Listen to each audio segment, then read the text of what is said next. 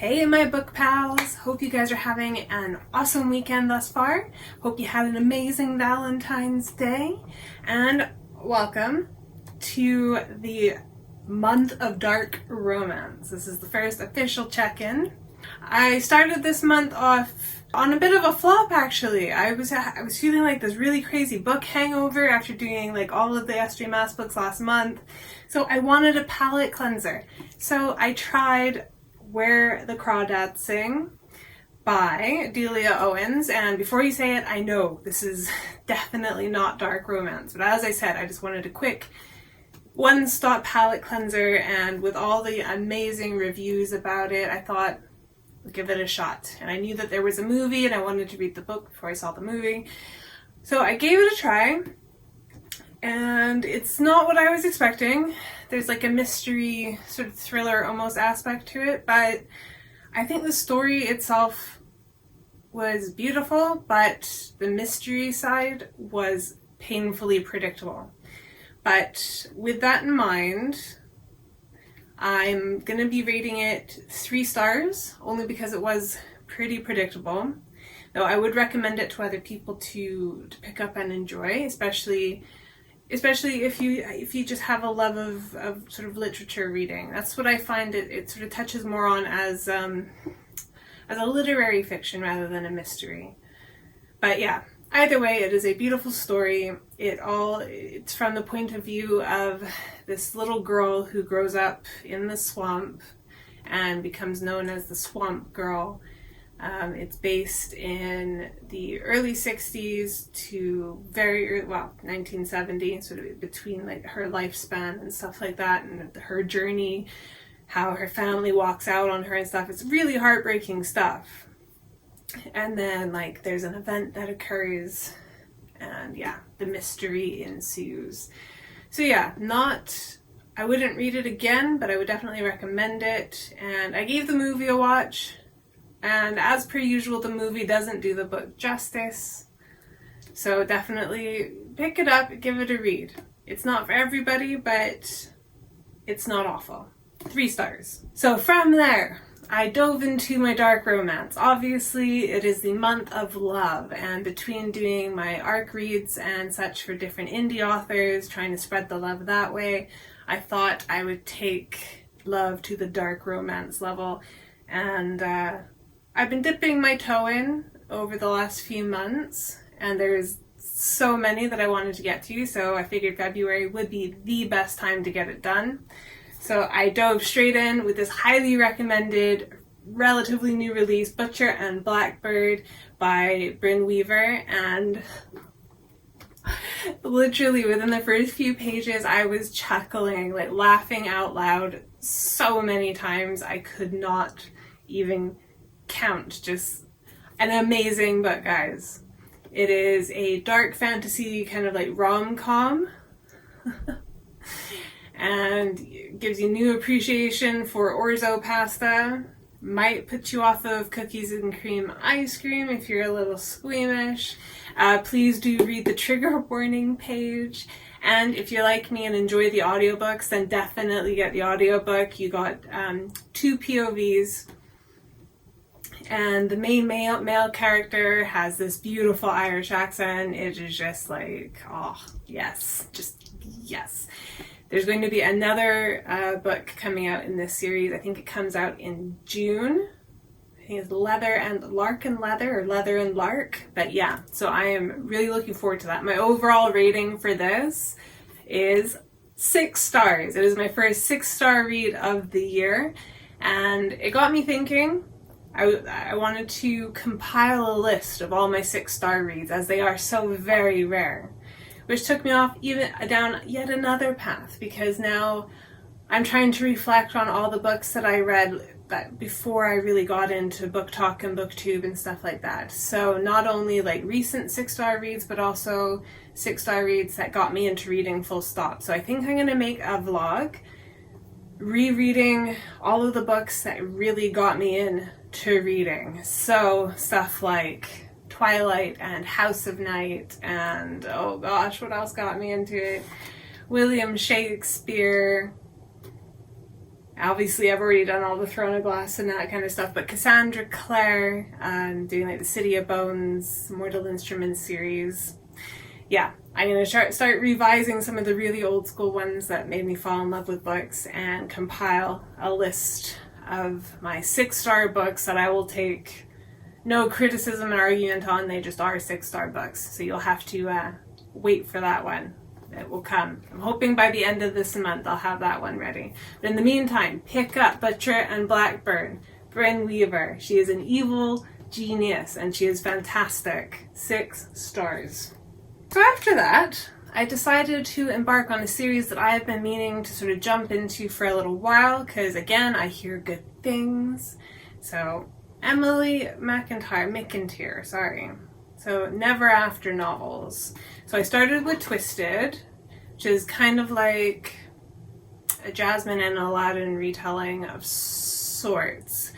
It's more, characters will have certain or very similar names. Like in this one, it's about like this diamond business, and it's called Sultans. And then there's this antiquity side of things, and they're searching for this lamp and all the rest of it. There's love interest, but the main focal point from what I've seen, I've only read 3 out of the 5 in the series, but with the 3 I have read, the focal point is the romance and the smut, and everything else are just very sort of kind of side stories, very small side stories compared to the rest of it. And as much as I really wanted to enjoy these books, well, I can do them individually. I'm giving each one their individual shot as far as stars go. I won't rate the series as a whole, but... So, starting with Twisted, this one I rate 2 stars. I won't read it again. And I would only recommend it to those who really are just in it to read the smutty scenes, because that's what these books totally deliver. And if that's what you're into, then fair shout to you. But I need a little bit more plot and twist and all of that stuff. So 2 stars. And then I picked up Crossed, another one in the Emily McIntyre series. So this one is based around the Hunchback of Notre Dame. And I didn't dislike it as much as I did Twisted. There was a little bit more to it, but again, it was so very predictable because obviously, like, it's all the side stories that I'm paying attention to more than I am the romance and the smut. I like a little bit of smut. I do. I can enjoy the darkest of romances, but as long as it doesn't like just carry on and on and on and on and on, I need something a little bit more fleshy to the story. So this one is a 2.5. And again, I would recommend it to those who are totally just in it for the romance and the smut, and they're not really worried about anything else. But unfortunately, I won't be rereading this one again. Then I went into Hooked. I know this is one of the most popular ones in the series, and I understand why. It definitely is the best of the 3 that I've read so far. I even, tabbed a few little favorite parts. Was still a tad bit predictable and sort of just, I don't know, some plot holes that kind of bugged me. But I definitely enjoyed this one far more than the first 2. Again, you have 2 POVs and it sort of bounces back and forth quite nicely.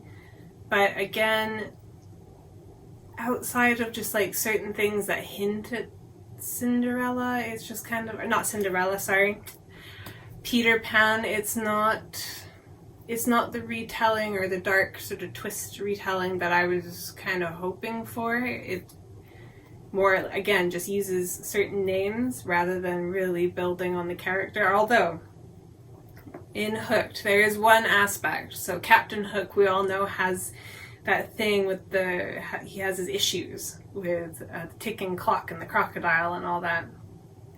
And how Emily McIntyre has played that into his personality, not so much as a quirk, but like as a a psychological trigger for him is really clever, and I really, really enjoyed that part. So this one I would rate three stars. I'm being a lot more hardcore with my star rating now, especially since I found my first 6-star read of this year. Like I said, it's making me look back and reevaluate just about everything I have star rated in the past. So the books are gonna have to work a little harder for that 5-6 stars. Next up, A Dowry of Blood by S.T. Gibson. And just wow. Honestly, this would probably be the next closest one to a 6-star read. It could have been so much longer and I would have been happier, but I love the writing style. It comes from the point of view of Dracula's wife, and just the whole journey, like not just becoming a vampire and his wife and then living together and moving around and how time passes, but it's written out like she's writing it in a letter to him. And it's really beautiful. It is an amazing read. If you enjoy vampires without too much of the heavy-handedness and that, honestly, pick this one up. It is fantastic. I will definitely be rereading it. I will definitely be recommending it. And just, yeah, totally worth the hype. And it really doesn't get enough hype. So let's hype it up. Same as Butcher and Blackbird. We're gonna hype them up. So my overall rating for this one is 5 stars, for sure. And I was hoping I would be finished this one in time for this video, but I am almost finished. Got about that much left of Den of Vipers. And thus far, my feeling is it's definitely not a 5-star. I'm enjoying parts of it, but again, it feels more like not enough storyline to it. That might improve, like, because there's still that much left, like at least 100 or so pages left there. So I might get some more of that storyline that I'm after. But, I mean, the spice is good, for sure. I've encountered the why choose trope many times. Again, with the trigger warnings, please do check them out. And I will let you know in next week's video what my rating is for this one. And then as soon as I'm done this, which will be in the next, well, by tonight, next couple hours, I will be done that one. And then I will be finally starting Credence by Penelope Douglas. And the things I have heard, the things I have seen. I've been avoiding spoilers like the plague. So super excited to get started on this. And once I finish this, I will also be continuing with my Penelope Douglas and going into Corrupt and starting the Devil's Night series. Even though I'm kind of on a book buying ban, so if I start that one, then I'm going to have to buy the other ones, and it's all just going to get out of control. But what the hell? Well, that concludes this week's little check-in, my romantasy month. So remember to like, subscribe, share, all the fun YouTube stuff that you know how to do, because I upload videos like this every single week. And please, if there is any dark romance books that you have not seen today, let me know in the bottom in the comments. Recommend. I always need more romance in my dark romance in my TBR. And I will see you next week, my book peeps. Much love. Mwah.